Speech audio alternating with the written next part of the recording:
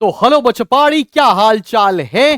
तो यार आज के इस पर्टिकुलर वीडियो में हम कॉम्पिटेंसी फोकस क्वेश्चंस करने जा रहे हैं। ये कॉम्पिटेंसी फोकस क्वेश्चंस हमारे काउंसिल ने रिलीज किए थे, तो एक ये रिकॉर्डेड वीडियो होने जा रहा है जो मैं ऑलरेडी पोस्ट कर चुका हूं लास्ट ईयर। ये सेम वीडियो आपको इस साल कंटिन्यू करना है बिकॉज कोई नए कॉम्पिटेंसी फोकस क्वेश्चंस हमारे आईएससी काउंसिल ने नहीं निकाले हैं। तो ये 1 से 1.5 घंटे का वीडियो होने जा रहा है जिसमें आप सारे क्वेश्चन जो आपके पेपर में जिस तरह के कॉम्पिटेंसी फोकस आ सकते हैं वो यहां पर कवर कराए जाने वाले हैं। एंड बिफोर आई बिगिन मैं आपको बताना चाहता हूं यार, मैंने 4 स्पेशल पेपर आपको ऑलरेडी अपलोड करा दिए हैं। 3 का लाइव सोल्यूशन डिस्कस कर चुके हैं। 4th पेपर का आज लाइव सोल्यूशन मैं कराने वाला हूं दोपहर के 3 बजे। तो बच्चा पार्टी आप जाकर फटाफट से एनरोल कर सकते हैं। कैसे एनरोल करना है डिस्क्रिप्शन में लिंक मिल जाएगा, या आप सर्च हमारे हेल्पलाइन नंबर पे फोन कर सकते हैं। 5 स्पेशल पेपर जरूर जरूर जरूर करके जाइएगा इन द अपकमिंग एग्जामिनेशन और आपको 100% फायदा होने वाला है। तो चलिए शुरू करते हैं आज का कॉम्पिटेंसी फोकस्ड वीडियो। चलो बच्चों पार्टी करने जा रहे हैं हम लोग competency focused questions, competency based questions. ये हमारे काउंसिल ने रिलीज किए हैं। जितने भी क्वेश्चन है, करीबन मुझे जहां तक आइडिया है 70 75 75 क्वेश्चंस हैं, ये हम सारे के सारे सॉल्व करेंगे। हर एक बात का सॉल्यूशन ही मिलना जरूरी नहीं है, अप्रोच ऑल्सो मैटर्स। तो हम इन क्वेश्चंस को करने का अप्रोच भी बताएंगे अलॉन्ग विद द सॉल्यूशंस कि कैसे आपको करके जाना है। चलो बेटा चलो कॉम्पिटेंसी फोकस क्वेश्चन के ऊपर आते हैं। सबसे पहले क्वेश्चन की तरफ हम बढ़ने जा रहे हैं। This is question number 1 and 2। चलो बाबू क्वेश्चन नंबर 1 करते हैं, फिर क्वेश्चन नंबर 2 करते हैं। सबसे पहले अपन लोग क्वेश्चन नंबर 1 को सॉल्व करने जा रहे हैं। क्वेश्चन आराम से पढ़ो। 1800 स्टूडेंट्स एंड 600 लाइक्स। भाई बड़ी कंजूसी है। लिखा है ड्यूरिंग द फेस्टिवल सीजन। ठीक है, फेस्टिवल सीजन चल रहा है, वो अभी होली भी आने वाली है कि नहीं है। The demand for sweets increases even when the price remains the same. ओहो, ये तो डायग्राम से सॉल्व हो जाएगा। प्राइस कांस्टेंट है, पहले डिमांड ये थी, डिमांड बढ़ गई, मतलब डिमांड मेरी राइट साइड शिफ्ट हो गई, right. What will be the effect on the demand curve of sweets? Demand curve will shift toward the right. Yes, यही बात बिल्कुल सही है। लेफ्ट होगा नहीं, अपवर्ड मूवमेंट डाउनवर्ड मूवमेंट नहीं होगा बिल्कुल, क्योंकि प्राइस कांस्टेंट है, रीजन कुछ और ही हो रहा है। बहुत बढ़िया। एक बच्चा बोला टू ब्राइट। हाँ यार, your career is also bright, that's why. बिल्कुल साफ साफ, बिल्कुल अच्छे से दिख रहा है। Even I am watching it on my phone. तो नीचे देख रहा हूं तो मैं फोन पे कॉमेंट्स पढ़ रहा हूं आपके। यार अभी मैं आपकी कोई बात नहीं कर पाऊंगा, आपके चैट्स का रिप्लाई नहीं कर पाऊंगा। प्लीज मैं आपसे चिट चैट सेशन रख लूंगा जहां पर मैं आपसे आपकी बात पूछ रहा हूं, ठीक है ना। रात को एक बार और लाइव आ जाएंगे, आपसे Q&A कर लेंगे, आपसे बातें कर लेंगे, ठीक है। According to the law of equi marginal utility. Law of equi marginal utility कौन सा? Chapter number 3। कहां पे पढ़ा था? कार्डिनल में। Cardinal utility approach to commodity, याद है ना। जब भी आप किसी भी कॉम्पिटेंसी फोकस्ड क्वेश्चंस को अटेम्प्ट करें, पहले यह चेक करें कि किस चैप्टर से है, फिर किस कंसेप्ट के ऊपर यह टारगेट कर रहा है। Law of equi marginal utility क्या होता था? MUX upon PX is equals to MUY upon PY is equals to MUM करते थे। तो यहां पर ऑप्शन क्या हो जाएगा? MUX upon PX is equals to MUY upon PY। C option बिल्कुल ठीक है। बहुत बढ़िया, थैंक यू अंकित भाई, क्या बात है, शानदार, जबरदस्त, जिंदाबाद। अगले क्वेश्चन पर आते हैं। देखना आप ये वाली वर्कशीट करने के बाद आपका काफी हद तक कॉन्फिडेंस बूस्ट हो जाएगा, ठीक है ना। मेरे सैंपल पेपर करने से कॉन्फिडेंस कम हो गया होगा क्योंकि वहां पे क्वेश्चंस कुछ अलग लेवल के हैं, यहां से कॉन्फिडेंस बूस्ट हो जाएगा, ठीक है ना बेटा। Isha I love you too, ठीक है। चलो आओ क्वेश्चन नंबर 3 पर आ जाओ। Vyom read the newspaper that under the two-wheeler segment the price of X, a popular model, has been significantly reduced. Y is another two-wheeler brand known for its reliability but with a slightly higher price. Analyze the potential impact of price reduction of X on Y. सबसे पहले बताओ ये concept कौन सा है? ये concept कौन सा है? चैप्टर नंबर 2 ये डिमांड है। डिमांड के अंदर ये पूछा गया है डिटर्मिनेंट्स, डिटर्मिनेंट्स के अंदर पूछा गया है रिलेटेड गुड्स, रिलेटेड गुड्स के अंदर ये पूछा गया है सब्स्टिट्यूट का केस है। भाई देखो x और y एक दूसरे के सब्स्टिट्यूट हैं। अगर x का प्राइस फॉल हो रहा है तो y की डिमांड फॉल होगी। तो इसमें क्या बोलेंगे हम? Decrease in demand will be the right answer. ठीक है ना बच्चा party? Decrease in demand will be the correct answer. बहुत बढ़िया। देख रहे हो ना हम कैसे ट्रिकल डाउन इफेक्ट के साथ क्वेश्चन सॉल्व कर रहे हैं। भाई बिल्कुल टेंशन मत लो, जितनी लंबी लाइव होनी है होगी। ये पूरा कॉम्पिटेंसी फोकस हम लोग करने के बाद ही आज आपको अलविदा बोलेंगे और कल हम लोग स्पेसिमेन डिस्कस करके बल्ले बल्ले कर देंगे पेपर की। आओ बढ़ते हैं, अगले क्वेश्चन की तरफ आते हैं। If the market supply curve for car shifts to right, what can be the most probable reason for the same? भाई मार्केट में सप्लाई कर्व जो है वो राइट साइड शिफ्ट हो रहा है, मतलब सप्लाई बढ़ रही है। कौन से चैप्टर से क्वेश्चन आया? Chapter number 5 supply. टॉपिक कौन सा? डिटर्मिनेंट्स। अब पढ़ो, increase in the price of steel, ये तो कॉस्ट ऑफ प्रोडक्शन बढ़ा देगा। पहला वाला पॉइंट तो बिल्कुल ही गड़बड़ है भाई। दूसरा increase in the GST, tax बढ़ेगा तो सप्लाई कम हो जाएगी, ये भी गलत पॉइंट हो गया। Introduction of new technology that makes the production of that commodity cheaper, ये बिल्कुल सही बात है। बिकॉज कॉस्ट ऑफ प्रोडक्शन कम हो जाएगा तो सप्लाई विल इंक्रीज। मैंने मैराथन की क्लास में बताया भी है। देखो पढ़ा हुआ है तो आपके लिए क्वेश्चन कितने आसान हो जाएंगे। फोर्थ का सी पार्ट बिल्कुल ठीक है। हाँ बिल्कुल है बेटा। आओ क्वेश्चन नंबर 5 पर आओ। Which one of the following is a reason behind an upward sloping demand curve? Upward sloping demand curve के बारे में बात कर रहा है। भाई डिमांड कर्व क्या है? ये है demand curve. Upward sloping demand curve मतलब कॉन्ट्रैक्ट हो रहा है demand. Substitution effect, income effect, which one of the following is the reason behind an upward sloping demand curve? अच्छा अपवर्ड स्लोपिंग, नहीं भाई ये डायग्राम नहीं बनेगा।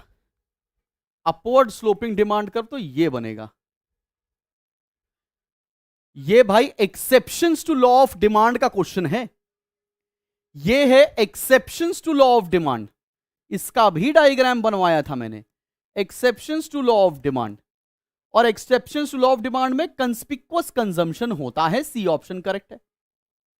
बात समझ में आ रही है? देखो सब्स्टिट्यूशन इफेक्ट और इनकम इफेक्ट कहां पर था कि भाई डिमांड कर्व डाउनवर्ड स्लोपिंग क्यों होता है। Law of diminishing marginal utility से डिमांड कर्व से कोई मतलब नहीं है। आप एलिमिनेट करके भी करोगे तो सी ही ऑप्शन सही आएगा।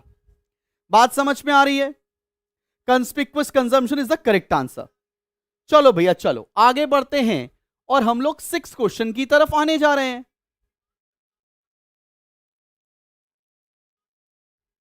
चलो भैया 6 क्वेश्चन देखो बेटा। 6 क्वेश्चन देखते हैं। In the below schedule which the following relationship are true?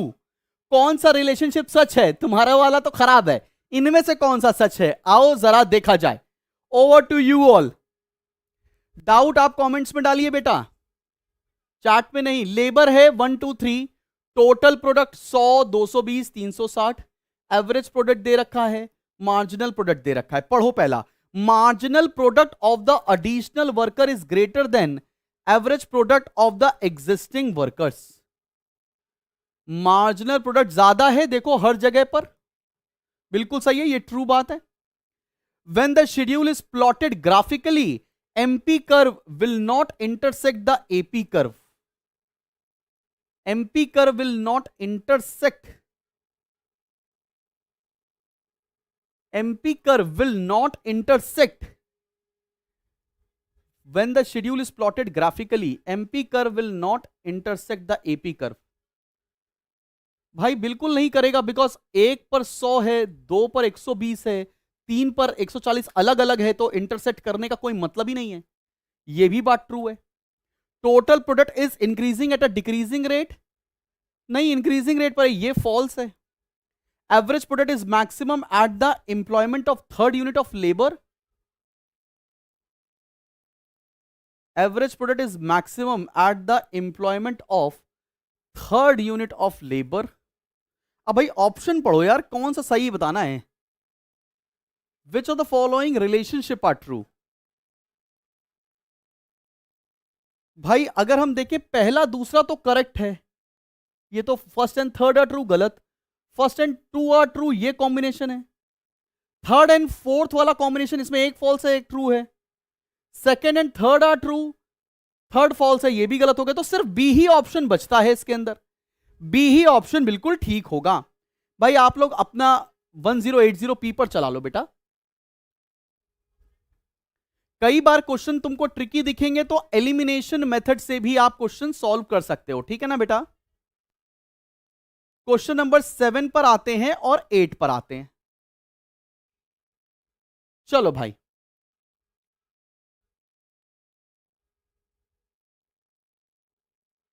लिखा क्या है, in the short run of total product, in the short run total product increases at an increasing rate as the producer increases the variable factors of production in proportion to fixed factors of production। बिल्कुल ठीक बात है। The reason for this can be attributed to which of the following options। भाई साफ साफ पढ़ो इस question में क्या बोल रहा है बच्चा पार्टी।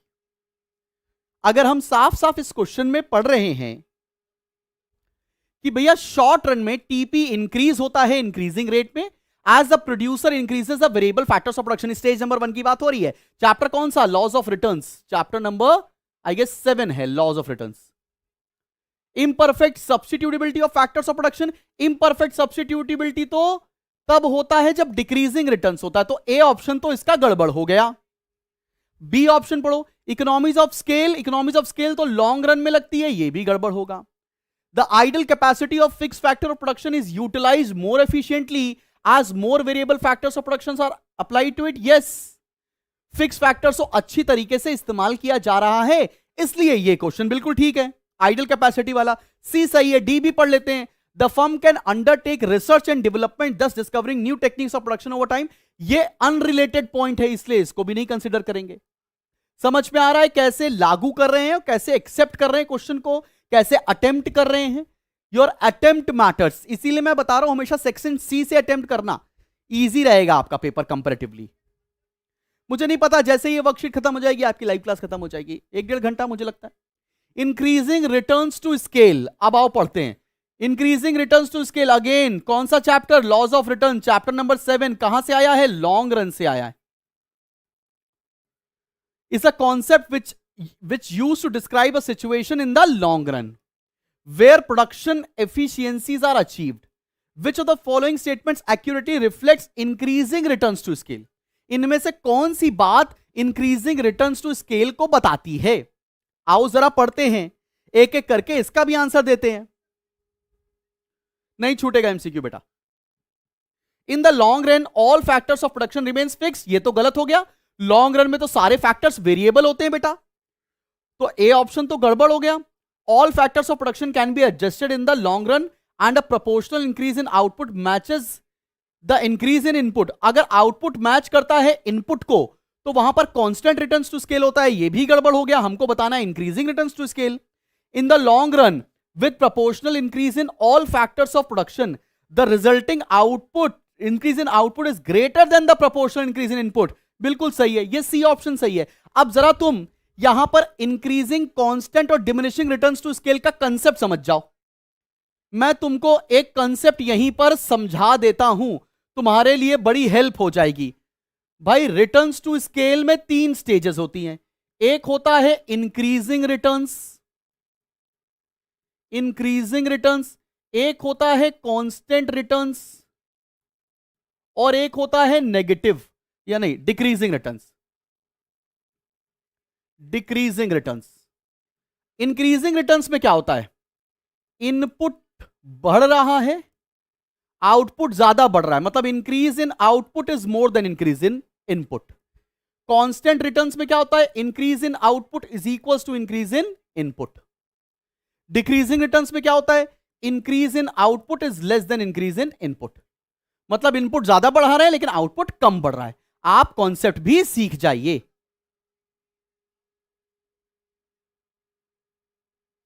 ठीक है ना भाई? चलो भाई आगे बढ़ते हैं। बिल्कुल सिलेबस में है ये, कैसी बातें कर रहे हो? रिटर्न्स टू स्केल्स वही लॉन्ग रन। आते हैं, ये 8th क्वेश्चन हो गया। अब आते हैं बेटा जी 9th क्वेश्चन के ऊपर। चलो भाई क्वेश्चन नंबर 9 देखते हैं। आओ बच्चा पार्टी। क्वेश्चन नंबर 9 क्या कह रहा है? अब ये कौन से चैप्टर से क्वेश्चन आया है? Laws of returns. Law of variable proportion का डायग्राम बना दिख रहा है। लिखा है based on the above graph which of the following statements are true. इनमें से कौन सी बात सही है? ट्रू पूछ रहा है। हाँ एसी गर्ल बिल्कुल वैसे ही पढ़ाऊंगा। At the point of inflection, point of inflection कहां पर होता है? इस जगह। मार्जिनल प्रोडक्ट इज मैक्सिमम, बिल्कुल सही बात लिखी हुई है, बहुत ध्यान से देखो। At the point of inflection, इस पॉइंट पर देखो तो मार्जिनल प्रोडक्ट मैक्सिमम होता है, ये बात ट्रू है। When marginal product equals to average product AP is maximum, ये भी बात ट्रू है। जहां एमपी और एपी कट करता है वहां पर एपी मैक्सिमम होता है, रिलेशनशिप में हमने पढ़ा भी हुआ है। Average product curve is upward sloping and AP is positive in the third stage, नहीं, थर्ड स्टेज में एपी तो डिमिनिशिंग होता है, तो ये फॉल्स हो गया भाई, ये गलत हो गया। At the point I, I point कहां पर है भाई? एट द पॉइंट आई, ये वाले पॉइंट के बारे में बात कर रहा है। टोटल प्रोडक्ट इज मैक्सिमम, नहीं, टोटल प्रोडक्ट मैक्सिमम होता है यहां पर, तो ये भी फॉल्स हो गया। तो मतलब first and second are true, तो ये तो ऑप्शन ए हो जाएगा। 9th का A will be the correct answer. बिल्कुल सही है क्वालिटी भाई, अपना फोन चेक करो आप।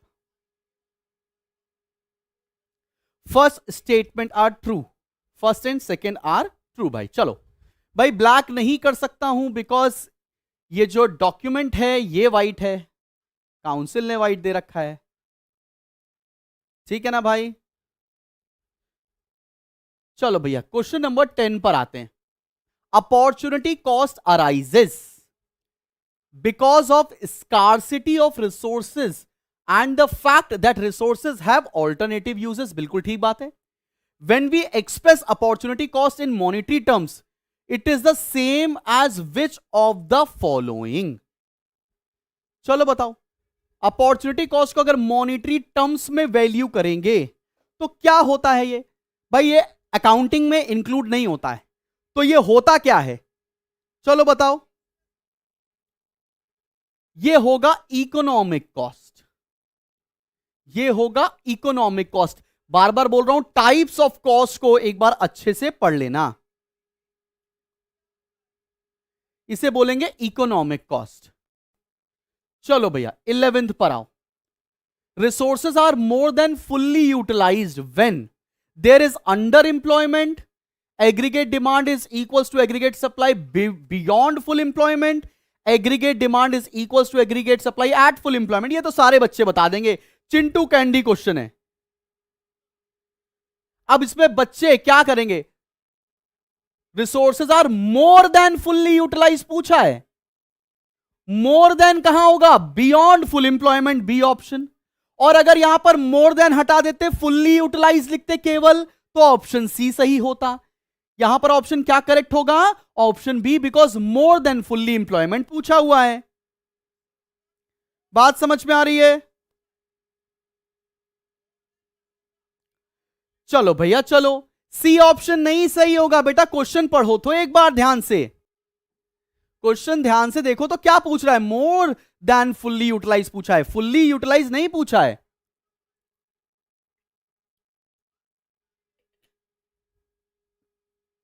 हाँ अकाउंट्स पढ़ाऊंगा, एससी गर्ल ऐसे ही पढ़ाऊंगा, अकाउंट्स भी, कॉमर्स भी, बीएसटी भी, ठीक है ना?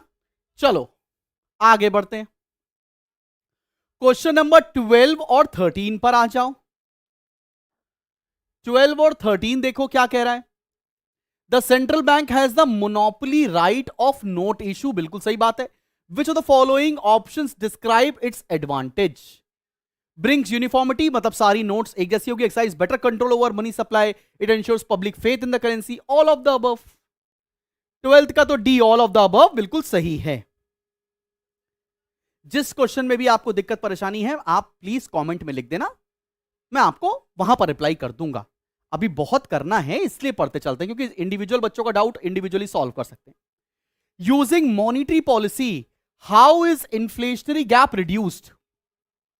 इन्फ्लेशनरी गैप मतलब इन्फ्लेशन को कैसे करेक्ट कर सकते हैं मॉनिटरी पॉलिसी को इस्तेमाल करते हुए, मनी बैंकिंग, ठीक है ना। By increasing tax, monetary policy लिखा है। टैक्स क्या होता है? Fiscal policy. By reducing government expenditure, government expenditure क्या होता है? Fiscal policy. By decreasing availability of credit, yes. By imposing tax, ये भी फिस्कल पॉलिसी होता है। मॉनिटरी पॉलिसी पूछा है, सी ऑप्शन सही होगा इसका। 13th का सी विल बी करेक्ट। बात समझ में आया बच्चों पहाड़ी? आओ अगले बढ़ते हैं, 14 और 15 करते हैं। क्वेश्चन नंबर 14 और 15 किया जाए। 14 क्या बोल रहा है? How will aggregate demand be affected by the increase in cash reserve ratio? अब क्या बोल रहा है? How will aggregate demand be affected by increasing cash reserve ratio? अगर कैश रिजर्व रेशियो बढ़ा दिया जाएगा तो लोन्स कम हो जाएंगे, जिससे डिमांड कम हो जाएगी, एग्रीगेट डिमांड रिड्यूस हो जाएगी, ठीक है ना भाई। आओ देखते हैं। Will have no effect on aggregate demand, नहीं, एग्रीगेट डिमांड तो कम होगी। Decrease aggregate demand, how will aggregate demand affected by increase in cash reserve ratio, increase in CRR, ठीक है। Increase aggregate demand, change aggregate demand. अब इसका answer कौन सा होगा? बहुत ही ट्रिकी क्वेश्चन है, सिंपल है, डिक्रीज इन एग्रीगेट डिमांड, बिल्कुल सही बात है। अभी बता रहा हूं तब से, डिक्रीज इन एग्रीगेट डिमांड। बात समझ में आ रही है? बहुत बढ़िया। अब आओ 15th क्वेश्चन पर, ठीक है ना। चलो, the central bank ask commercial bank to keep higher value of security collateral for sanction of loans. भाई ये बताओ किस टॉपिक से क्वेश्चन आया है? When such a policy is undertaken, what happens to the supply of money?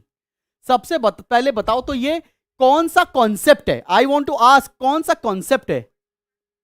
Aditya पढ़ लो यार। भाई बताओ, कह रहा है कोलैटरल ज्यादा रखो, मार्जिन रिक्वायरमेंट, याद आया?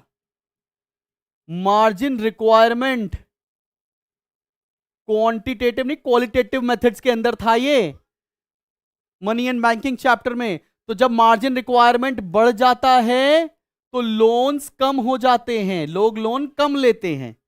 तो क्या हो जाएगा? When such policies undertaken what happens to the supply of money? Supply of money कम हो जाता है, डिक्रीजेस। बहुत बढ़िया, एग्जैक्टली क्या बात है, सब बच्चों को एग्जैक्टली पता है कि किस कंसेप्ट से ये क्वेश्चन आया है। बहुत बढ़िया। चलो बेटा अगले क्वेश्चन पर आते हैं। 16th क्वेश्चन देखो। 16th क्वेश्चन कौन सा बोल रहा है? Which of the following is not an intermediate good? इनमें से कौन सा इंटरमीडिएट गुड नहीं है? एक्चुअली लड़कियों को ना सुनने की आदत नहीं होती है, तो वो ना सुन ही नहीं पाएंगी। कौन सा इंटरमीडिएट गुड है वही करके आएंगे हम, जस्ट जोकिंग, ठीक है ना। चलो आओ बताओ। Refrigerator installed by Coca Cola, ink purchase by a publisher, Coca Cola bought by steel industry, cola बोल रहा हूं, coal bought by steel industry, sugar bought by a bakery. कौन सा इंटरमीडिएट प्रोडक्ट बाबू नहीं है? जल्दी से बताओ भैया। पब्लिशर को इंक चाहिए, इंटरमीडिएट है, इंटरमीडिएट है, true.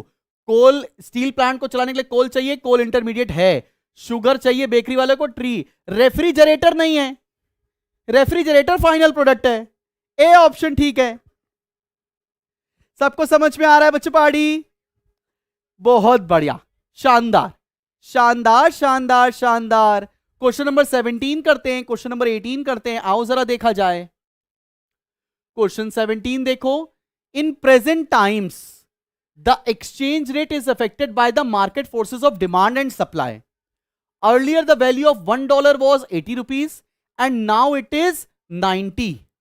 As a result of it, which of the following options will takes place?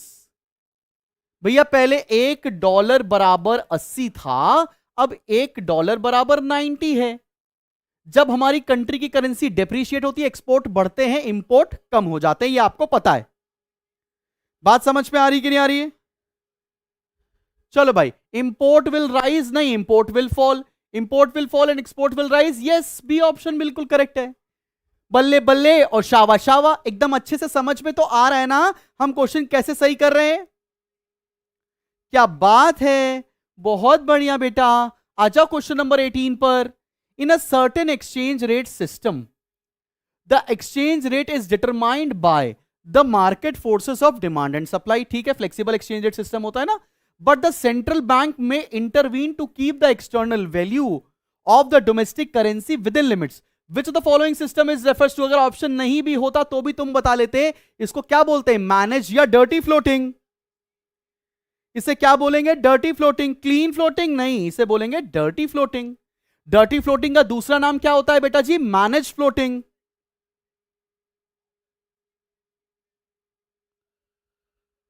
बात समझ में आ रही है? चलो बहुत बढ़िया बेटा, अगले क्वेश्चन पर आते हैं. क्वेश्चन नंबर 19 और 19 देखते हैं. चलो 19 पहले. क्वेश्चन नंबर 19 देखो तो, match the following, match the column A with column B by selecting appropriate options from below. Revenue receipts क्या है? चलो चलो मैच करो, मैच करो, देखते हैं कौन बच्चा मैच कर पाता है. टोटल शायद 70 क्वेश्चन है बेटा. रिवेन्यू रिसीट्स, रिवेन्यू रिसीट्स कौन से होते हैं? ना तो लाइबिलिटी बढ़ती है, ना असेट कम होते हैं. ये होगा नो रिडक्शन इन एसेट. तो पहले का तो सी है, पहले का सी यहां पर है, यहां पर है. चलो आगे देखते हैं. Capital expenditure, capital expenditure, construction of roads asset बना रहा है, बिल्कुल सही बात है. तो सेकंड का ए ऑप्शन सही हो जाएगा. कैपिटल एक्सपेंडिचर मतलब असेट क्रिएट हो रहा है. 2 का ए, आगे पढ़ने की जरूरत ही नहीं है. सी ऑप्शन करेक्ट हो गया, समय बच गया आपका. ठीक है ना भाई? चलो आओ 20th क्वेश्चन पर आते हैं. 20th क्वेश्चन के ऊपर आते हैं. विच of the given statement is true about direct tax? इनमें से कौन सी बात सही सही है डायरेक्ट टैक्स की? ठीक है ना, आओ देखते हैं. There are certain and can be evaded. Can be evaded नहीं, it can not be evaded. It can not be evaded. ठीक है ना भाई? They are certain and can be evaded. यार कैन बी इवेडेड कुछ गड़बड़ है, कैन नॉट बी इवेडेड होना चाहिए. Which the following statement is true about direct tax? चलो पूरा पढ़ लेते हैं. They generate civic consciousness among the people and can be use to reduce consumption of harmful goods. यार ये तो कुछ गड़बड़ लग रहा है, ये तो बिल्कुल ही गड़बड़ लग रहा है, ये फॉल्स लग रहा है, ये तो फॉल्स लग रहा है भाई. आओ पढ़ो. Their impact and incidence lie on the same person. ये तो बिल्कुल 100% ट्रू है. ठीक है. They have a positive effect on a person ability to work and save and invest. Positive impact तो नहीं करता है. इनकम टैक्स तो लगता है ना कि यार गलत हो रहा है हमारे साथ, नहीं होना चाहिए ऐसा. पॉजिटिव इंपैक्ट तो नहीं है, ये भी फॉल्स है. 2 एंड 4 तो बिल्कुल गलत है. तो जिसमें जिसमें 2 है वो ऑप्शन हटा दो. 2 है हटा दो ऑप्शन, 4 है हटा दो, सिर्फ एक ही बचता है बी ऑप्शन. और मुझे लगता है यहां पर होना चाहिए they are certain and can not be avoided. Can't be avoided होना चाहिए, मतलब इसको इवेड नहीं कर सकते. बात समझ में आ रही? तो बी ऑप्शन सही है. आगे बढ़ते हैं. चलो भैया, observe the image given below and identify the type of goods. Image देखो और बताओ. चार्जर बना हुआ है और मोबाइल है. चार्जर और मोबाइल आपस में क्या होता है? कॉम्प्लीमेंट्री गुड्स होते हैं. तो बी ऑप्शन करेक्ट होगा. ठीक है ना, कॉम्प्लीमेंट्री गुड्स होगा. आगे बढ़ते हैं भाई, ये तो आसान हो गया क्वेश्चन.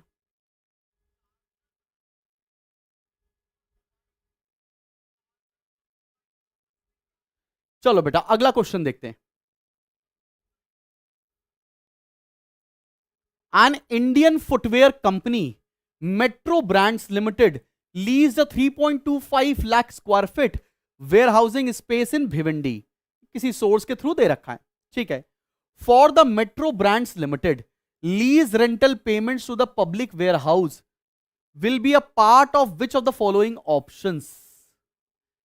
भाई अगर हमने कोई वेयर हाउस लिया है, उसका हम किराया दे रहे हैं, तो वो क्या होगा मेरे लिए? वो एक्सप्लिसिट कॉस्ट होगा, ठीक है ना। तो आओ पढ़ते हैं। Explicit cost and will have impact on the marginal cost, बिल्कुल सही बात है, तो ट्रू है।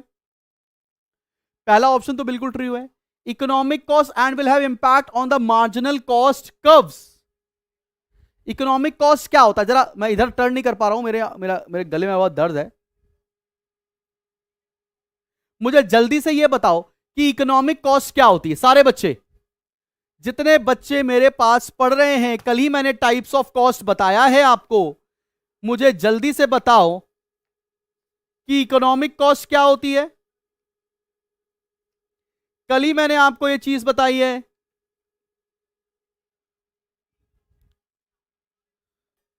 बच्चों पहाड़ी, एक्सप्लिसिट भी आती है, इंप्लिसिट भी आती है, नॉर्मल प्रॉफिट भी आता है। तो भाई ये भी बात सही लग रही है, ये भी ट्रू है। क्या ये इंप्लिसिट कॉस्ट है? ये तो बिल्कुल गड़बड़ है। क्या ये एक्सटर्नल कॉस्ट है, सोसाइटी को बियर करना पड़ेगा? ये भी गलत है। तो फर्स्ट एंड सेकेंड मतलब ए ऑप्शन इसका करेक्ट होगा। 22 का A option will be correct. बहुत बढ़िया, बहुत बढ़िया।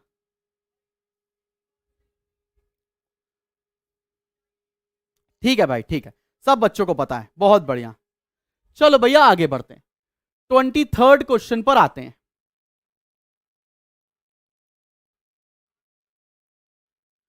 चलो बाबू 23 क्वेश्चन आओ, 24 आओ, देखते हैं क्या कह रहा है।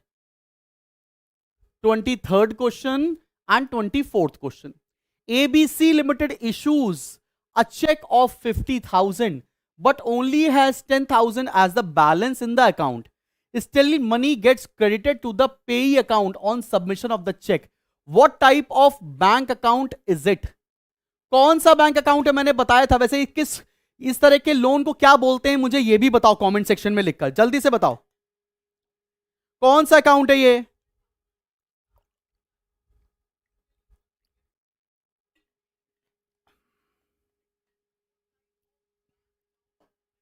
भाई ये रेकरिंग है नहीं, सेविंग है नहीं, ये तो करंट डिपॉजिट है। और ये कौन सी फैसिलिटी होती है? Overdraft facility. कौन सी फैसिलिटी होती है? ओवरड्राफ्ट फैसिलिटी, ठीक है ना, पढ़ा है ना आप लोगों ने बैंकिंग चैप्टर में। 24th क्वेश्चन पर आओ। Reserve Bank of India has raised repo rate from 8.3 to 9.5% in the month of अगस्त 2022। ठीक है भैया, रेपो रेट बढ़ रहा है, ठीक है। रेपो रेट बढ़ता है तो क्या होता है? रेपो रेट बढ़ता है तो इन्फ्लेशन को कंट्रोल करते हैं, मनी सप्लाई को कम किया जाता है। बैंकिंग चैप्टर में पढ़े हैं ना हम लोग। What impact will it have on the market for real estate sector? Loan कम मिलेगा, डिमांड कम हो जाएगी, बताओ भाई। 24th का क्या हो जाएगा? लोग कम लेंगे। Fall in growth of home loans, नहीं, लोन्स तो कम हो जाएंगे। इंक्रीज इन इन्वेस्टमेंट, इन्वेस्टमेंट भी कम हो जाएगी। Fall in housing loans, C option बिल्कुल करेक्ट है। फॉर्मूला का पीडीएफ आज रात में 12 बजे के आसपास अपलोड हो जाएगा। सब बच्चों को समझ में आ रहा है? क्लियर? 24th क्वेश्चन भी समझ में आ गया। 25th क्वेश्चन पर आते हैं। चल भाई क्वेश्चन नंबर 25 पर आओ। Various international agency such as World Bank, the IMF, International Monetary Fund, the Organization of Economic Cooperation and Development OECD and Asian Development Bank ADB project India to grow between 6.4 to 6.3%, 6.1% and 6.7% respectively in 2024-25। डरने वाली बात नहीं, खाली अंग्रेजी लिखी हुई है। आगे पढ़ते हैं। Does this necessarily mean that the welfare of the people will increase in the same rate? क्या मेरे देश का ग्रोथ रेट, जीडीपी में ग्रोथ, क्या जीडीपी करेक्ट इंडिकेटर होता है? कौन सा चैप्टर है? Chapter number 19। चलो इसका बताओ, बताओ भाई। Yes, welfare will increase at the same rate? No.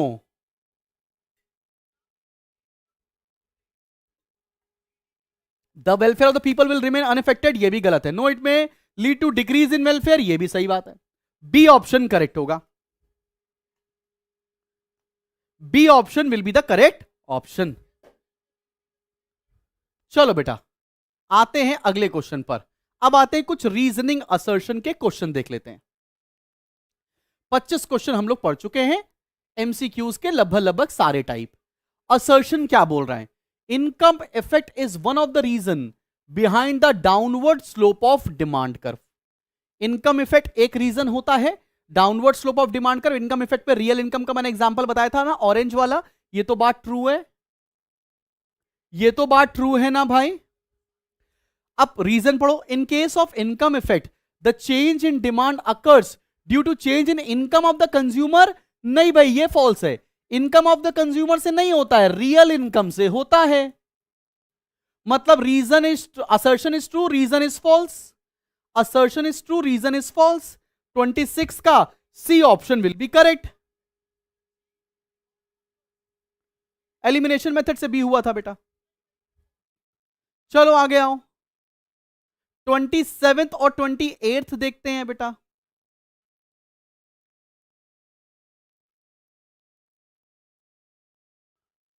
Twenty seventh question देखा जाए, फिर 28th देखते हैं. Assertion average fix cost curve is rectangular hyperbola. बिल्कुल ठीक बात है, ट्रू है. रेक्टेंगुलर हाइपरबोला क्यों होता है? बिकॉज इस कर्व के नीचे जितने भी रेक्टेंगल्स बनते हैं उनका एरिया आपस में बराबर होता है, इसीलिए रेक्टेंगुलर हाइपरबोला होता है ना. Total fix cost is equals to average fix cost into quantity. ये भी बात ट्रू है, ये भी बात ट्रू है. अब इसका आंसर क्या होगा? दोनों सही है और ये करेक्ट एक्सप्लेनेशन है, मतलब A option will be correct. 27th का A option will be a Bingo answer. एक बच्चा बोला 26 नहीं कराया, करा दिया 26 बेटा. चलो 28th पर आओ. Assertion an inward looking trade strategy is aimed at replacing imports with domestic production. Inward looking strategy मतलब क्या? वो सामान जो आज तक हम इंपोर्ट कर रहे थे उसकी जगह हम सब्स्टिट्यूट उसका बनाने लग जाएं. Reason the policy is based on the notion that industries of developing countries are not in a position to compete against the goods produced by more developed economies. ये क्वेश्चन ट्रिकी है, चलो ध्यान से देखो और इसका जवाब दो. Question number 28. भाई देखो असर्शन तो बिल्कुल सही है, ये तो बिल्कुल ट्रू है. इनवर्ड लुकिंग का मतलब क्या होता है भाई? हम जो अभी तक जैसे ये बॉटल में चाइना से मंगा रहा था, इसको अपने देश में बनाने लग जाऊं, इसको इनवर्ड लुकिंग स्ट्रैटेजी बोलेंगे.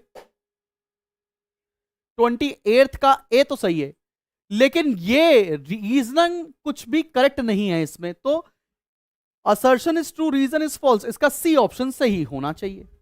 28th का सी बिल्कुल सही है. ठीक है ना भाई? चलो बच्चा, चलो आगे बढ़ते हैं. 29th और 30th क्वेश्चन देखो. यार आप प्लीज किसी भी आंसर में डाउट ना करें, बिल्कुल सही है. चलो. Assertion gross national disposable income includes net current transfers from rest of the world but excludes net current transfers from government. बताओ भैया. 29th क्वेश्चन आपके सामने आ रहा है. GNDI मैंने आपको फॉर्मूला भी सिखाया था न्यूमेरिकल वाली क्लास में. GNDI में ठीक है, बिल्कुल सही बात है. 29 का ए तो बिल्कुल ठीक है. Net current transfers from government bring about a change in nation's disposable income. ये कोई करेक्ट नहीं है, तो फॉल्स बात है. ये क्वेश्चन ट्रिकी है, ये आपको कॉन्सेप्ट अगर नहीं आता तो एक बार वापस से देख लेना भाई. तो इसका मतलब पहला सही है और ये फॉल है, तो सी ऑप्शन करेक्ट होगा इसका. 29 का C will be the correct answer. ठीक है ना भाई? आओ 30th क्वेश्चन पर आओ. In case of flexible exchange rate system the foreign exchange rate is determined by the demand and supply of foreign exchange. अच्छा पहला ऑप्शन पढ़ो, जब तुम लोग भी पार्टिसिपेट करो बच्चा. पहली बात तो बिल्कुल ट्री है, मार्केट फोर्सेस की वजह से होता है, ये तो बात बिल्कुल ट्री है।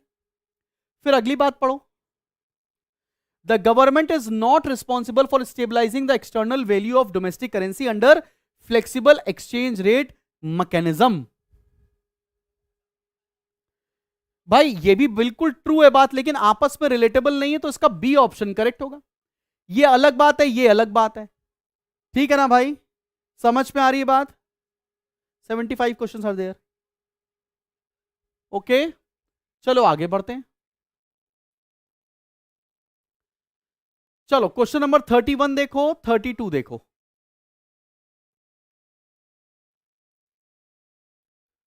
क्वेश्चन नंबर 31 देखो बेटा जी, चलो सारे के सारे बच्चा पार्टी।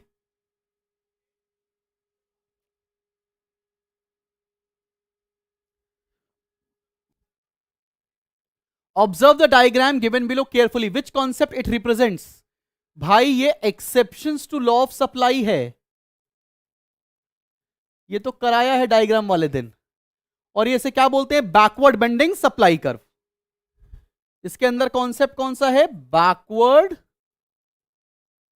बेंडिंग सप्लाई कर्व, ठीक है ना, बैकवर्ड बेंडिंग सप्लाई कर्व, बिल्कुल सही। ऐसा क्यों होता है, because labour prefer leisure over money.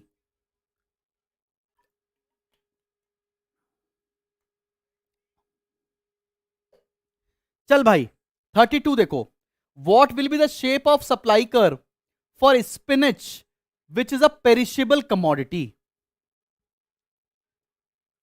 ये बहुत बढ़िया क्वेश्चन है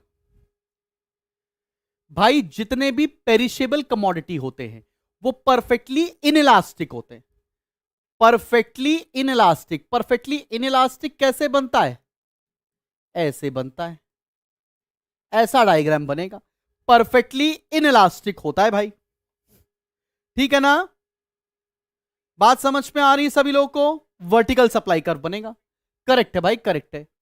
आगे बढ़ते हैं, 33, 34, 35 क्वेश्चन देखते हैं। 33 देखते हैं बेटा, in terms of level of satisfaction what will be the difference between IC1 and IC3। ये कल क्वेश्चन कराया था मैंने। IC1 में कम सेटिस्फैक्शन मिलेगा, IC3 में ज्यादा सेटिस्फैक्शन मिलेगा। IC3 gives more satisfaction as compared to IC1, आसान है।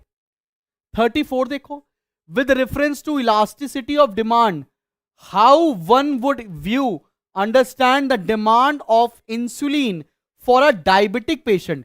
भाई इंसुलिन डायबिटिक पेशेंट इनइलास्टिक एकदम, और इनफैक्ट इसमें आंसर लिखकर आओगे परफेक्टली इनइलास्टिक। भाई मेडिसिन है परफेक्टली इनइलास्टिक। मेरे पिताजी डायबिटिक है, इंसुलिन लेते हैं, बिना इंसुलिन के जिंदा नहीं रह सकते। परफेक्टली इनइलास्टिक कैसा बनता है, ऐसा, ठीक है ना। बस एक आंसर, एक शब्द लिखना है और नंबर मिल जाएंगे। 35 पर आओ, if the cotton suppliers expect an increase in the price of cotton in future, how does the current supply of cotton change। भाई अगर एक सप्लायर सोचता है कि फ्यूचर में प्राइस बढ़ेगा तो आज वो सप्लाई कम कर देगा, they will supply less today and more in future, ठीक है ना भाई। तो अभी क्या हो जाएगी, सप्लाई विल फॉल। सबको समझ में आ रहा है। क्वेश्चन नंबर 36, 37, 38, 39, 40 देखते हैं। 36 देखो, dash is independent of the fixed cost. This cost curve is common to both average variable cost and average total cost. Dash is independent of fixed cost. ऐसी कौन सी चीज है जिसमें फिक्स्ड कॉस्ट इंक्लूडेड नहीं होता है, बताओ भाई। और कॉमन, भाई average variable, average total cost. भाई सोचो और बताओ कौन सी कॉस्ट होगी, मार्जिनल कॉस्ट। इंडिपेंडेंट है, मार्जिनल को एमसी मत लिख के आ जाना बदतमीजों, पूरा लिखे आना यार, मार्जिनल कॉस्ट, एग्जामिनर बुरा मान जाएगा।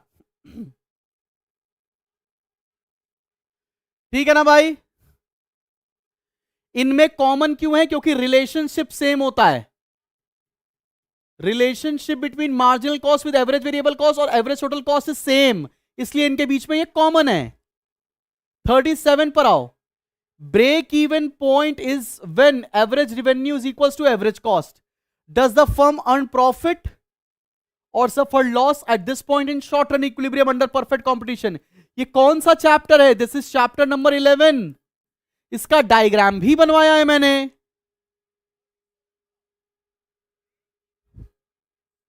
ये यहां पे क्या होगा? No profit no loss. इसको क्या बोल सकते हैं? नॉर्मल प्रॉफिट बोल सकते हैं। ठीक है ना भाई? यहां पर सारी कॉस्ट कवर होती हैं, चाहे वो फिक्स हो या वेरिएबल।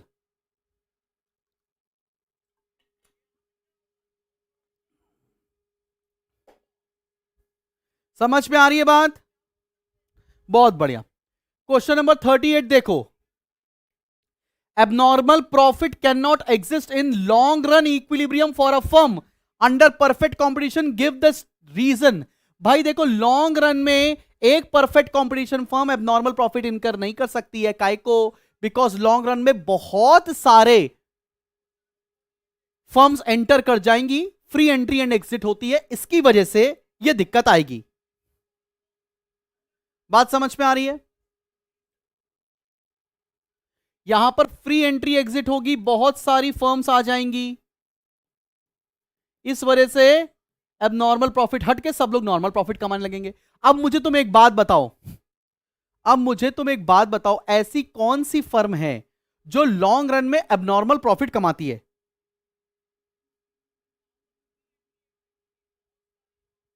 नहीं बेटा, ये बोर्ड के द्वारा दिया गया हुआ चीज है। बताओ भाई। अपनी क्वालिटी इंप्रूव कर लो, स्क्रीन क्लियर देखने लगेगी। मोनोपोली, बिल्कुल ठीक है। क्वेश्चन नंबर 39 पर आओ। Dash a part of economic cost is the minimum payment which is reward for risk undertaken by the producer. Again ये किस चैप्टर से है? Cost. Dash is a part of economic cost, क्या होता है? Normal profit. इतना तो पैसा मिले ताकि जो एंटरप्रेन्योर रिस्क ले रहा है उसको कुछ ना कुछ तो फायदा होता ही जाए। ठीक है ना भाई? क्वेश्चन नंबर 40 पर आओ। India exported covid medicine worth ₹208 million US। Will it have a positive और a negative effect on balance of payment? Justify with your answer. भाई ये बताओ, अगर हम कुछ भी एक्सपोर्ट करेंगे तो हमारे पास फॉरेन फ्लो आएगा, ये पॉजिटिव इंपैक्ट डालेगा, इस क्वेश्चन का आंसर क्लियर हो गया सभी बच्चों को? Is it clear to everybody?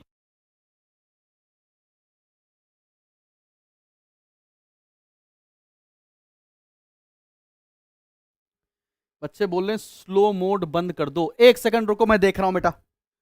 Slow mode बंद कैसे होता है मुझे भी नहीं पता, एक मिनट देख रहा हूं। अबे स्लो मोड कैसे बंद होता है? शिवम सर, अगर आप क्लास देख रहे हैं तो प्लीज स्लो मोड बंद कर दीजिए। बच्चे बोल रहे हैं ऐसा, बच्चों को दिक्कत आ रही है, प्लीज स्लो मोड बंद कर दीजिएगा। ठीक है भाई, चलो आगे बढ़ते हैं। 40 क्वेश्चन हो गए। 41 देखो, 42 देखो। 41 देखो, 42 देखो। 41 क्वेश्चन पढ़ो तो, 41 क्वेश्चन पढ़ो।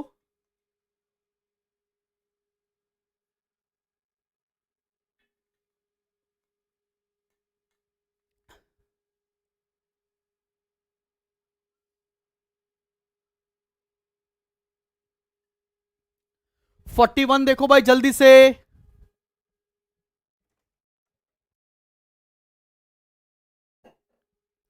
41 बोल रहा है commercial bank park their surplus funds with the Reserve Bank of India, analyse the impact on the credit creation capacity of the bank. इसको बोलते कौन सा है? कॉन्सेप्ट कौन सा है? Reverse repo rate. Reverse repo rate. इस केस में क्या होगा? क्रेडिट क्रिएशन कम हो जाएगा। ज्यादा पैसा रिजर्व में रख देंगे तो कम क्रेडिट क्रिएट कर पाएंगे, तो क्रेडिट क्रिएशन कम हो पाएगा। 42nd क्वेश्चन पर आओ भाई। अभी तो भाई 1 घंटा ही हुआ है लाइव क्लास करते करते। आगे बढ़ते। Comment on the trend of repo rate exhibited in the diagram. How does this trend affect the lending activity of the commercial bank? How do you think it will affect the inflationary pressure in the economy? आओ भाई देखते हैं। Repo rate 2021 में था 3.5%, अभी बढ़ाकर हो गया 7.25%, 7.2%। रेपो रेट अगर बढ़ता है तो क्या होगा? मनी सप्लाई कम होगा, लोन कम मिलेंगे, इन्फ्लेशन करेक्ट हो जाएगा।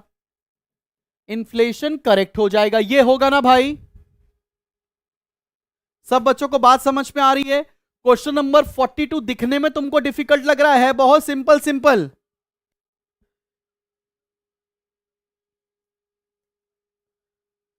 ठीक है ना भाई?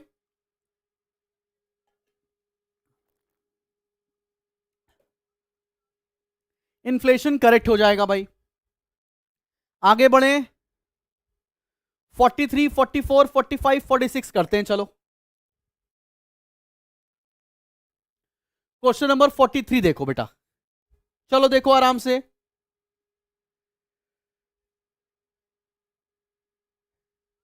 चलो भैया, हाँ प्रेम इसीलिए तो करवा रहे हैं।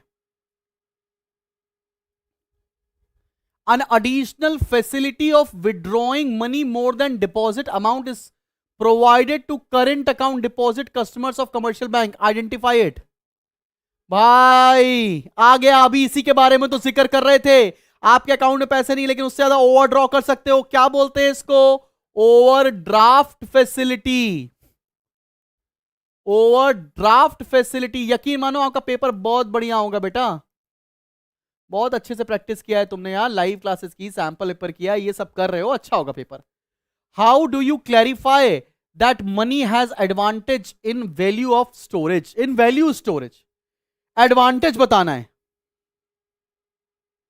भाई। ये एडवांटेज कैसे होता है? बार्टर सिस्टम में आप चीजों को स्टोर नहीं कर सकते थे, लेकिन इस जगह आप चीजों को स्टोर कर सकते हो।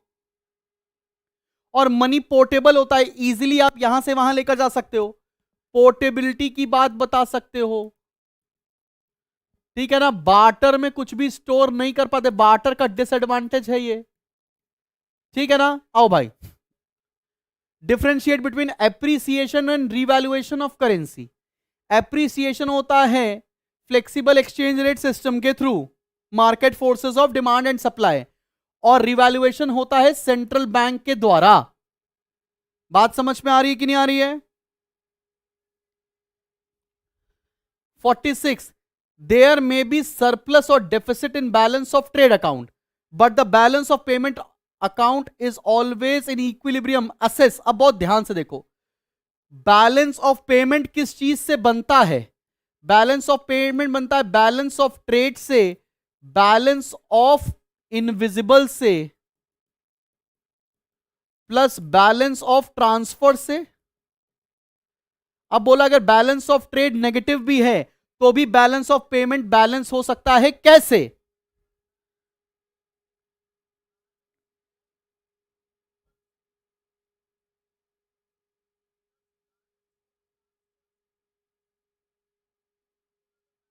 अब इसका आंसर आप कैसे लिख सकते हैं भाई बताओ? द देयर आर सरप्लस और deficit in balance of trade, but the balance of payment account is always in equilibrium. Assess. भाई देखो भाई देखो भाई देखो, चाहे सरप्लस हो चाहे डेफिसिट हो बैलेंस ऑफ ट्रेड के अंदर, तो हम इस चीज को इक्वेट कैसे कर सकते हैं? हमारा बैलेंस ऑफ पेमेंट हमेशा इक्विलिब्रियम में होता है, क्योंकि हम ये सारी चीजें double entry system, double book accounting system में रिकॉर्ड करते हैं। भाई बैलेंसिंग हो जाती है ना असेट और लाइबिलिटी की जैसे, क्योंकि हम लोग डबल अकाउंटिंग सिस्टम यूज करते हैं। तो चाहे सरप्लस हो चाहे डेफिसिट हो तो बैलेंस हो जाता है, क्योंकि हर एक ट्रांजैक्शन को 2 बार रिकॉर्ड किया जाता है, because of double book keeping, double entry system की वजह से। बात समझ में आ रही है? चलो 47 देखो। A 14-year-old Ravi Mohan Sen bagged 1 crore prize after he appeared on Kaun Banega Crorepati Junior in 2001. Will Ravi's receipt be a part of national income or personal income? भाई ये तो पर्सनल इनकम है, ये national income थोड़े ना है, because ये transfer payment है, एक तरफा है, ये पर्सनल इनकम है, it is not included in national income. चलो भाई 48 और 49 देखो क्वेश्चन नंबर 48 देखेंगे और 49 देखेंगे बाबू। Commodity taxation in India is regressive and unjust. अब रिग्रेसिव अगर किसी बच्चे ने नहीं पढ़ा है तो उसको दिक्कत आएगी। अब पूछ रहा है डिफेंड या रिफ्यूट। अब मुझे जल्दी से बताओ रिग्रेसिव क्या होता है। रिग्रेसिव बताया है ना मैंने टाइप्स ऑफ टैक्सेशन के अंदर आपको।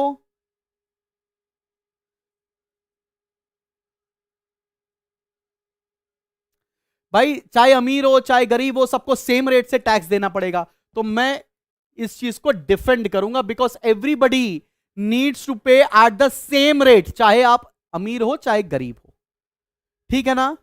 तो ये डिफेंड करेंगे आप। तो बर्डन पुअर पे ज्यादा होता है, रिच पर कम होता है।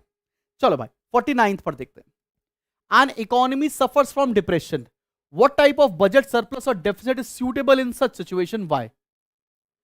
बहुत सोच कर बताना। इकोनॉमी किसमें है, डिप्रेशन में है, डिफ्लेशन का एकदम मैक्सिमम सिचुएशन चल गई है, तो यहां पर क्या होना चाहिए, डिप्रेशन में है तो क्या करना पड़ेगा, डिफ्लेशन को सही करने के लिए क्या करना पड़ेगा, पब्लिक एक्सपेंडिचर बढ़ाना पड़ेगा। पब्लिक एक्सपेंडिचर बढ़ाएंगे तो डेफिसिट हो जाएगा, तो इसका आंसर हो जाएगा डेफिसिट बजट पेश करो, पब्लिक एक्सपेंडिचर बढ़ाओ ताकि डिप्रेशन जैसी सिचुएशन से इकोनॉमी को निकालो। मैं थोड़े दिन पहले सीए फाउंडेशन में सेम क्वेश्चन पढ़ा रहा था, सेम क्वेश्चन मैंने वहां पे पढ़ाया। ये डेफिसिट बजट बिल्कुल सही जवाब है, क्यों है ये भी समझ में आ गया होगा। चलो भैया 50, 51, 52 देखते हैं। आओ बेटा क्वेश्चन नंबर 50 देखते हैं।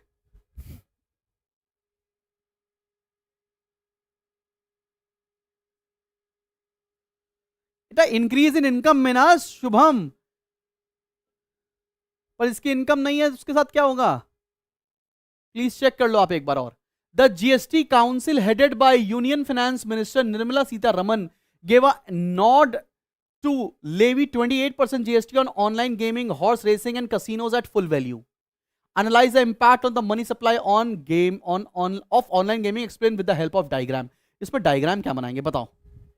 अगर जीएसटी बढ़ रहा है तो supply will shift to left, यहां पर क्या हो जाएगा, supply will shift to left, supply will shift to left, बिल्कुल सही है, supply will shift to left. और जीएसटी बढ़ रहा है, प्रॉफिट मार्जिन कम हो जाएंगे, इसलिए supply will shift to left. आओ 51 क्वेश्चन पर आओ। Tanmay increases the demand for a commodity from 40 to 60 units when its price falls from by 10%। मतलब फॉर्मूला क्या होता है, what will be the price elasticity. घटिया क्वेश्चन है। Percentage change in quantity demanded with respect to percentage change in price, ये formula होता है। Percentage change in price 10% है, इसका परसेंटेज चेंज इन डिमांड कितना होगा। Tanmay increases the demand for commodity from 40 to 60, तो ये परसेंटेज चेंज कैसे निकालेंगे, 20/40 इंटू 100, 50/10 आंसर आ जाएगा 5, ठीक है ना। इलास्टिसिटी ऑफ डिमांड कितना आ जाएगा 5 इसका आंसर, ठीक है ना भाई। चलो भैया बहुत बढ़िया, आगे बढ़ते हैं 52 पर आते हैं। If the elasticity of demand of a commodity x is greater then 1, elasticity of demand ED is more then 1, how will it impact consumers total expenditure of the price of commodity decreases. याद करो ये same question मैंने आपको बोला था कि table बना लो, expenditure table बना लो, आपको ये क्वेश्चन पूछा जाएगा, डिमांड चैप्टर से ये क्वेश्चन है, याद आया कि नहीं आया। If the elasticity of demand of a commodity x is greater then 1, ED is more then 1 है, how will it impact consumers total expenditure if the price of commodity decreases? Price बढ़ कम होगा, total expenditure बढ़ेगा, तभी तो ED more than one होगा, तो total expenditure will increase. ये इसका आंसर है, बहुत बढ़िया। 53, what does convexity of indifference curve imply? Convexity के ऊपर सीधा सीधा क्वेश्चन आ गया है। ऐसा क्यों होता है? Because of DMRS, diminishing marginal rate of substitution. इसका मतलब क्या होता है? The consumer is willing to sacrifice one good for another. ठीक है ना? या rate of giving up of good X is more than rate of consuming good Y. DMRS इसमें एक्सप्लेन करके आ जाना पड़ेगा आपको। आ जाओ भाई, 54, 55, 56, 57 देखते हैं। चले बच्चा पहाड़ी, 54 देखा जाए। Explain why AFC curve do slope downward never touches the axis. AFC curve कभी भी एक्सेस को टच नहीं करता, ऐसा क्यों? ऐसा इसलिए क्योंकि टोटल फिक्स कॉस्ट कभी भी जीरो नहीं हो सकती है। ठीक है ना भाई? क्योंकि टोटल फिक्स कॉस्ट कभी भी जीरो नहीं होती, इसलिए कोई भी कर्व को, कोई ये कर्व एएफसी कर्व कभी भी कोई भी एक्सेस को टच नहीं कर सकता। ये इसका सही जवाब है। ठीक है ना भाई? 55th क्वेश्चन देखो। Explain why total revenue curve has a constant positive slope under perfect competition. अब ये बोल रहा है कि टोटल रेवेन्यू कर्व जो है ना वो ऐसा क्यों है, इसका रीजन क्या है बताओ। परफेक्ट कंपटीशन में क्या होता है भाई?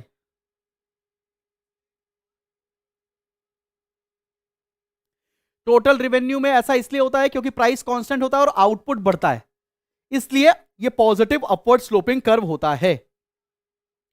ठीक है बच्चा पहाड़ी, दिस इज क्वेश्चन नंबर 55। क्योंकि यहां प्राइस टेकर होते हैं, प्राइस कांस्टेंट होता है, आउटपुट बढ़ रहा है, इसलिए अपवर्ड स्लोपिंग टीआर कर्व होगा। 56 पर आते हैं। From Europe to India, farmers have taken to the streets in recent months to protest against the agricultural policies, free trade and cheaper imports. These policies add to the competition farmers face from thousands of other because they sell an identical product. In such a market form, an individual farmer is price taker and price maker or a price maker. Justify your answer. ये कौन सी form of market है? Perfect competition. और perfect competition में क्या होता है? Price taker होता है, प्राइस टेकर होता है भाई। ठीक है ना भाई? क्योंकि ये होमोजीनियस प्रोडक्ट है। बात समझ में आ रही है बेटा जी? क्वेश्चन नंबर 57 पर आते हैं। The demand curve faced by an oligopolist is indeterminate due to the interdependence of firms. और यहां पर डिमांड कर्व कैसा होता है? किंग डिमांड कर्व होता है। किंग डिमांड कर्व होता है because it we are not able to identify कि प्राइस क्या रखेंगे हम, because price is dependent upon the competitor. बात समझ में आया? इसमें इंटरडिपेंडेंस के पॉइंट को आपको एक्सप्लेन करना पड़ेगा। मैं शिवम सर को फोन तुरंत कर देता हूं स्लो मोड बंद करने के लिए, तुम्हारे सामने क्लास से फोन लगा रहा हूं भाई, तुरंत मैं फोन लगा रहा हूं, वेट। कि शिवम सर ये बंद करो।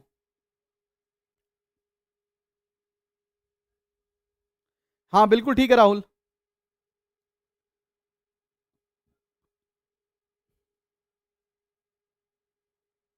शिवम सर स्लो मोड बंद कर दीजिए, बच्चे बोल रहे हैं तब से, आप देख ही नहीं रहे लाइव।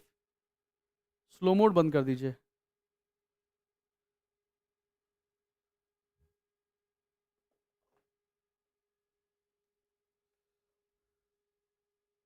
चलो भाई आगे बढ़ते हैं।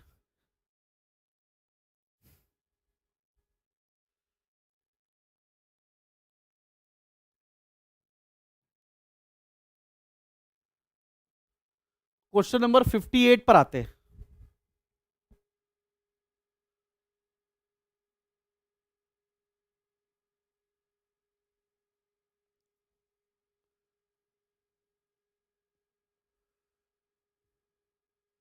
चले पढ़े अगला क्वेश्चन।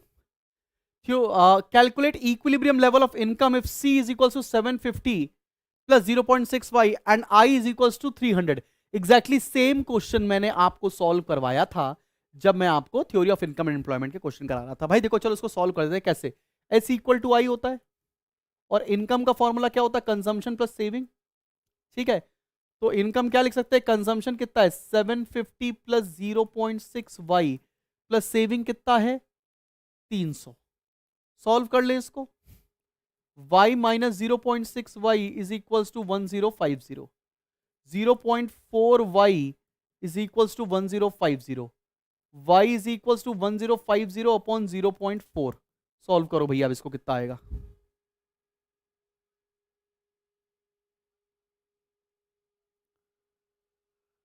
भैया कैलकुलेटर कहाँ है? 1050 डिवाइडेड बाय 0.4, ये आ गया 2625। 2625 ये इसका करेक्ट जवाब। 59 पर आते हैं। 59 पर आते हैं भाई।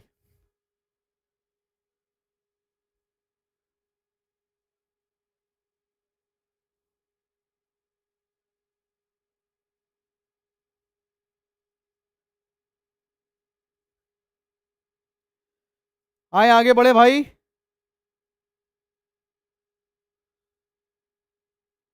चलो अगला क्वेश्चन देखो। How does the central bank use buying and selling of securities to control inflation? What is this method called? इसे क्या बोलते हैं? Open market operation.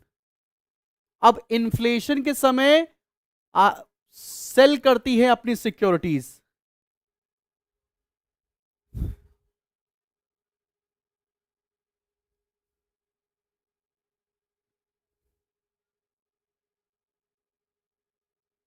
बंद करवा रहा हूं वो 1 मिनट वाला भी, मैसेज ही कर रहा था। ठीक है ना भैया? आरबीआई अपनी सिक्योरिटीज को सेल करता है। चले आगे बढ़े। और ये किसके अंदर था? क्वांटिटेटिव कंट्रोल के अंदर। A rational investor would deposit his her money in fixed deposit account instead of a saving deposit account. Justify by giving 2 points. सबसे पहले तो rate of interest is more. ठीक है ना? Fixed deposit cannot be withdrawn before the maturity.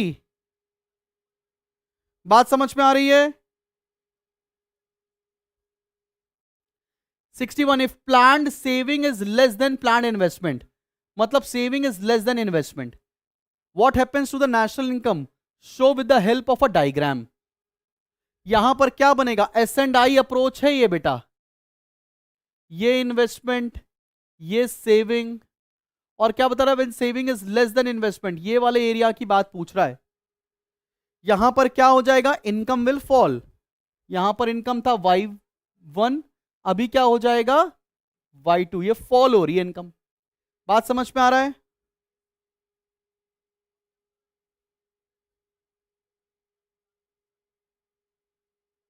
Planned saving is less then planned investment. If planned saving is less then planned investment, okay sorry एक second, माफी चाहता हूं, ये वाली बात कर रहा है। सेविंग कम है, इन्वेस्टमेंट ज्यादा है, तो यहां पे क्या होगा? एग्रीगेट डिमांड हो ज्यादा होगा एग्रीगेट सप्लाई से, तो income will increase. Income will increase. Answer क्या हो जाएगा यहां पर? इनकम विल इंक्रीज बिकॉज लोग सेव कम कर रहे हैं, इन्वेस्ट ज्यादा कर रहे हैं, मतलब डिमांड ज्यादा होगी। जब डिमांड ज्यादा होगी तो ज्यादा मार्केट में इनकम जनरेट होगी। क्लियर है कि नहीं क्लियर? बात समझ में आ रही? इसको डिस सेविंग भी बोलते हैं। चलो भैया आगे बढ़ते हैं। 62 पर आते हैं। Import substitution and export promotion are two measures to overcome deficit in balance of payment. Which one of the two is an effective measure with respect to goods like gold, silver, TV, tyres etcetera? इसको जरा ऊपर करके दिखाता हूं question, ये बहुत कमाल का क्वेश्चन है। क्वेश्चन नंबर 62 जरा ध्यान से पढ़ो बच्चा पार्टी। सारे बच्चे बिल्कुल जान लगाकर 62 क्वेश्चन को रीड करेंगे। पढ़ो भाई जल्दी से। और भाई मेरे लिए आ गई है मेरी लविंग वाइफ ने गर्मा गर्म चाय भेजी है, कह रही है आप चाय पी लीजिए, पढ़ा रहे हैं इतनी देर से।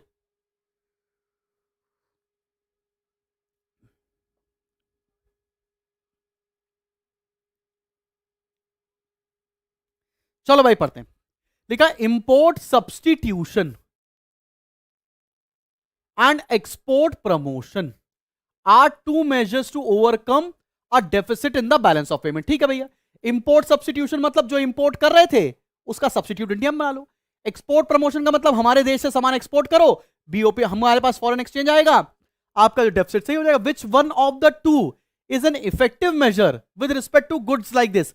इन गुड्स में इन दोनों मेथड में से कौन सा अच्छा है? Gold, silver, TV, tyres. भैया ये हमें बाहर से इंपोर्ट ना करने पड़े, हम इसको एक्सपोर्ट, इसके लिए होगा इंपोर्ट सब्सटीट्यूशन। इंपोर्ट सब्सटीट्यूशन ये ज्यादा बेहतर होगा। बिल्कुल सही बात है, गजब बात है, गजब। चलो 63 पर आओ। If one pays road tax it does not mean that the road outside one's home is perfect. Which characteristics of tax is referred to in the given sentence? No quid pro को।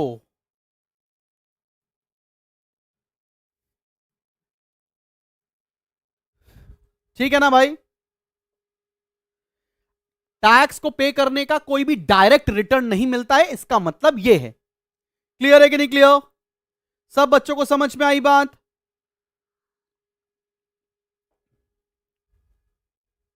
सब बच्चों को समझ में आया? 64 categorize the following into revenue and capital receipts. चलो भैया बताओ 64th क्वेश्चन। इंटरेस्ट मिल रहा है, रेवेन्यू रिसीट्स। डिसइन्वेस्टमेंट, कुछ बेच दिया, सरकारी संस्था बेच दी प्राइवेट को, capital receipts. Provident fund, capital receipts, क्योंकि इससे लाइबिलिटी बढ़ती है। कस्टम ड्यूटीज टैक्स है, रेवेन्यू रिसीट्स। अगला क्वेश्चन 65 देखो। In a simple two sector model of circular flow of income, someone's expenditures is others income, justify the statement. एक लोगों का खर्चा दूसरे की इनकम बनती है, यह बात सही है कि नहीं?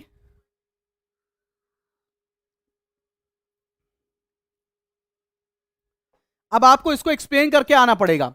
एक लोगों का कंजम्पशन, एक लोगों का इनकम, एग्जांपल से बता सकते हो। लेट्स से तुम सब्जी खरीदने गए, तुमने सब्जी खरीदी, तुम्हारे लिए कंजम्पशन है, लेकिन सब्जी वाले के लिए वो एक इनकम बनती है। ठीक है कि नहीं? ठीक है भाई, बात समझ में आ रही है?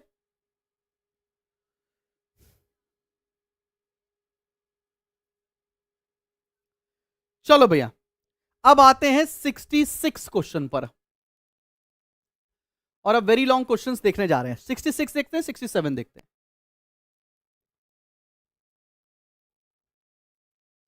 66 देखो, बस लास्ट 10 क्वेश्चंस आर लेफ्ट। बस अगले 10 क्वेश्चन, मतलब 15 मिनट पे हम लोग अपनी लाइफ को खत्म कर रहे होंगे।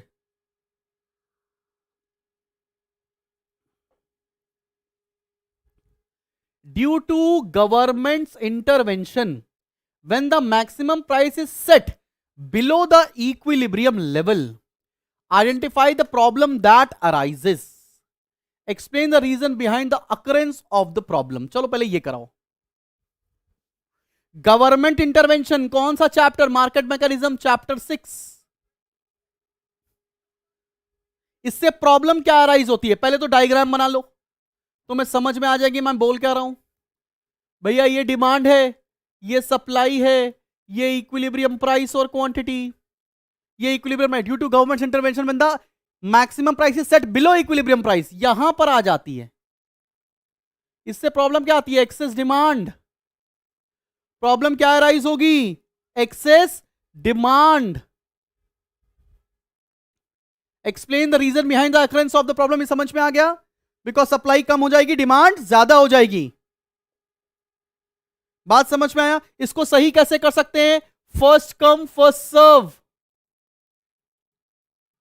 राशनिंग। ठीक है ना भाई? अगले क्वेश्चन पर आते हैं, 67 पर। चले भाई आगे बढ़े। Indian airline companies posted huge loss during financial year 2020-21। ठीक है। In airlines, huge fixed costs are already incurred before the flight sails on the air. For example, leasing cost, parking cost, Indian Airlines can hardly cover their variable cost, employee cost, fuel cost, etc. Let alone the fixed expenses. Why should the airline continue production in the short run despite incurring losses? चलो बताओ ये question. Flights को short run में loss हो रहा है, लेकिन फिर भी क्यों करना चाहिए?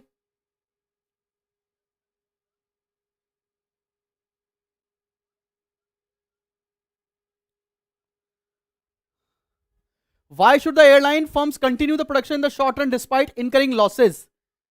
Illustrate the diagram. The short run equilibrium of perfectly competitive firm incurring losses. Loss वाला डायग्राम तो बना लोगे ना, जहां पर AC is more than AR होता है, ये तो बना लोगे.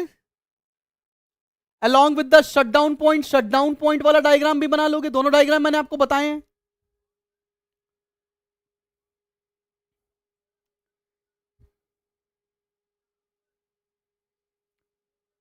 देखो, अगर शॉर्ट रन में अगर बिजनेस बंद कर दिया तो जो लॉस होगा वो इक्वल टू फिक्स कॉस्ट हो जाएगा, और एयरलाइन के बिजनेस में बहुत ज्यादा फिक्स कॉस्ट ऑलरेडी लग चुका है. इसलिए बिजनेस मैन शॉर्ट रन में प्रोडक्शन करते रहता है, बिजनेस कंटिन्यू करते रहता है, बिकॉज ये चांसेस होते हैं कि लॉन्ग रन में ये प्रॉफिटेबल हो जाएगा. लेकिन अगर शॉर्ट रन में क्लोज कर दिया तो उसका लॉस कितना बड़ा होगा? जितना फिक्स कॉस्ट है. बात समझ में आ रही है? क्लियर है कि नहीं क्लियर? चलो भाई आगे बढ़ते हैं. जिन बच्चों को किसी भी डायग्राम में दिक्कत है, मैंने मोस्ट इंपॉर्टेंट डायग्राम्स का एक कम्युनिटी सेक्शन पर अपने एप्लीकेशन पर एक प्लेलिस्ट शेयर किया है, वो जाकर देख लो, आपको बड़ा फायदा हो जाएगा. क्वेश्चन नंबर 68 पर आते हैं. क्वेश्चन नंबर 68 क्या कह रहा है? Walk down through any US supermarkets and one would come across rows of similar yet different food products competing for attention. As new flavors fill store shelves, consumers are buying them, often at the expense of the original product's market share. Competition among new varieties has kept product market ups mostly unchanged. Identify the forms of market discussed in the paragraph. बड़ा आसान question है. कौन सी market है भाई? सब लोग differentiated products बेच रहे हैं, तो कौन सा प्रोडक्ट है? मोनोपोलिस्टिक. कौन सी मार्केट है मेरी जान? मोनोपोलिस्टिक मार्केट है ये. समझ में आया कि नहीं? Explain any 3 distinctive features of this market. तो यार यहां पर तो फीचर्स एक्सप्लेन कर सकते हैं हम लोग. Free entry exit, differentiated product, large number of buyers and sellers. Clear है कि नहीं क्लियर? ओलिगोपोली कहां से हो गया? फ्यू सेलर्स कहां है? बहुत सारे सेलर्स हैं भाई. कौन सा बादाम खा रहे हो भाई? क्वेश्चन नंबर 69 देखो. चलो एक बार रीड करो ये क्वेश्चन. हम लोग ऑलमोस्ट खत्म करने वाले हैं क्लास.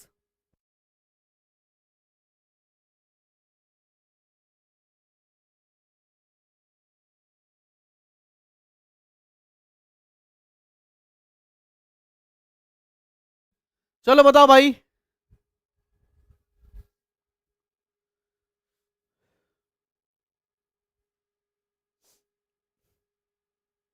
चले बड़े. The government of India is putting in all efforts to promote Make in India strategy to boost the Indian economy. India is trying to impress private foreign investors and especially MNCs to invest in India. Has been somewhat successful. India has attracted new foreign direct investment inflows of US 25 billion during the first 3 months of 2021-22. FDI is likely to increase in 2024. The government is supporting this by introducing various reforms and initiatives, which include allowing FDI up to 100% in certain sectors and removing certain sector-specific restrictions. All this has decreased the marginal propensity to save up to 0.2. Calculate the expected change in income that may be caused due to additional new investment mentioned above. कौन सा concept लगेगा यहां पर?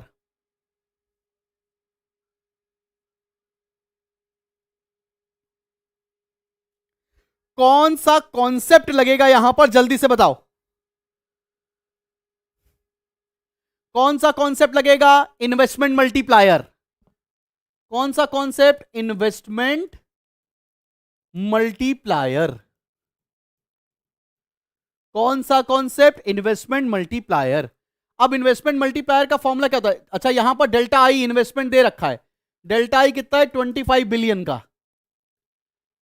अब MPS दे रखा है, के क्या होता है? 1/एमपीएस।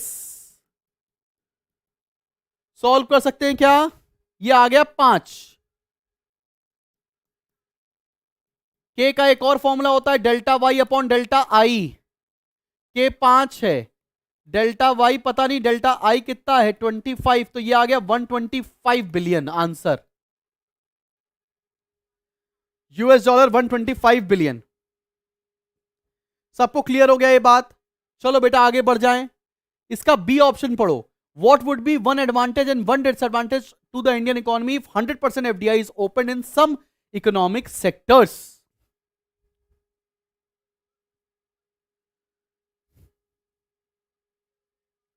सबसे पहला, हमारे देश में लोकली सामान बनने लगेगा, फायदा हो जाएगा। लेकिन हमारे देश के जो लोकल प्रोड्यूसर्स हैं उनके लिए कंपटीशन बढ़ जाएगा, यह नुकसान है। समझ में आई बात? अगला, formulate suitable public expenditure policy to bring about. इसको ऊपर कर देता हूं फिर दिखाता हूं। 70th क्वेश्चन देखो, क्वेश्चन नंबर 70th देखो। Formulate a suitable public expenditure policy to bring about equitable distribution of income and wealth. ये कौन सा टॉपिक है? Effects of public expenditure. Effects of public expenditure. Equitable distribution मतलब क्या होता है? गरीब और अमीर के बीच की दूरी कम करनी है। इससे क्या करना पड़ेगा? Free education, medical facility, to overcome regional disparity, balance development करना पड़ेगा। बैलेंस डेवलपमेंट कैसे करेंगे? फैक्ट्रीज लगवाएंगे, फैक्ट्रीज इन रूरल एरियाज, ताकि मोर अपॉर्चुनिटी क्रिएट हो। सोशल इंफ्रास्ट्रक्चर, रोड, डैम्स, ये सब बनवाएंगे। सोशल ओवरहेड्स बनाएंगे। इसका ये आंसर हो जाएगा भाई, ठीक है ना? अगले क्वेश्चन पर आते हैं। क्वेश्चन नंबर 71 देखो। क्वेश्चन नंबर 71 देखते हैं। चलो बच्चा पाड़ी,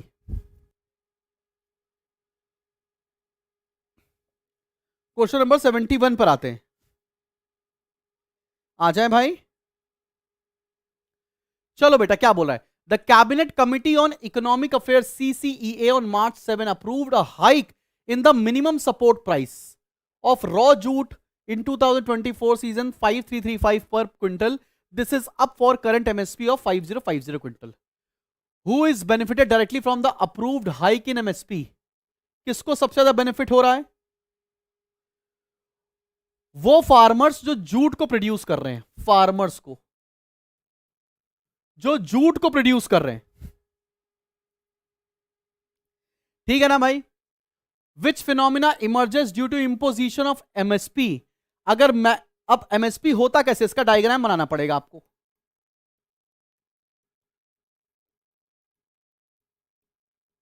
ये इक्विलिब्रियम प्राइस और क्वांटिटी है, ठीक है ना भाई? MSP कहां लगती है? ऊपर। ये प्राइस फ्लोर है। यहां पर क्या हो जाएगा? एक्सेस सप्लाई की सिचुएशन आ जाएगी। तो यहां क्या हो जाएगा? Excess supply. बात समझ में आया? एक्सेस सप्लाई की सिचुएशन आ जाएगी। और क्या बोल रहा है? With the help of diagram explain the concept. तो ये डायग्राम तो हमने बना ही दिया है। अगला क्वेश्चन क्या बोला? Sales promotion expenditure incurred by firms to promote their products is a part of selling cost. Which market does not need to incur this cost and why? किस तरह की मार्केट में सेलिंग कॉस्ट नहीं लगती है? या तो वो मार्केट मोनोपोली होती है, वहां पर कोई सेलिंग कॉस्ट नहीं होती है, या परफेक्ट कंपटीशन होती है, वहां सेलिंग कॉस्ट नहीं लगती है। बिल्कुल सही बात है। अब आ जाओ 72 क्वेश्चन पर आ जाओ। क्वेश्चन नंबर 72 पर आ जाओ बेटा जी। How does the following affect supply of a commodity? Effect of flood on supply of fruits, बताओ, ये तो बहुत आसान हो जाएगा। अगर सब नेचुरल कैलामिटी है तो सप्लाई यहां पर फॉल हो जाएगी, डिक्रीज हो जाएगी, लेफ्टवर्ड शिफ्ट हो जाएगा, ठीक है ना, सप्लाई कम हो जाएगी। Increase in the subsidy provided by the government, subsidy अगर बढ़ रही है तो supply will increase, rightward shift हो जाएगी। Use of advance technology in manufacturing process, advance technology आ जाएगी तो कॉस्ट ऑफ प्रोडक्शन कम हो जाएगा, सप्लाई इंक्रीज हो जाएगी। सिंपल आंसर है इसका। क्लियर है बेटा? आगे बढ़ते हैं। क्वेश्चन नंबर 70, अच्छा इसी के नीचे दे रखा है, identify whether the demand of the following conditions will be elastic or inelastic and give reasons. Price of coffee increases, what will be the effect on the demand of coffee addict? Coffee addict मतलब यहां पर क्या हो रहा है, वो habitual है, habitual के लिए इनइलास्टिक होता है ना, ये हमने बात डिस्कस की है ना क्लास के अंदर।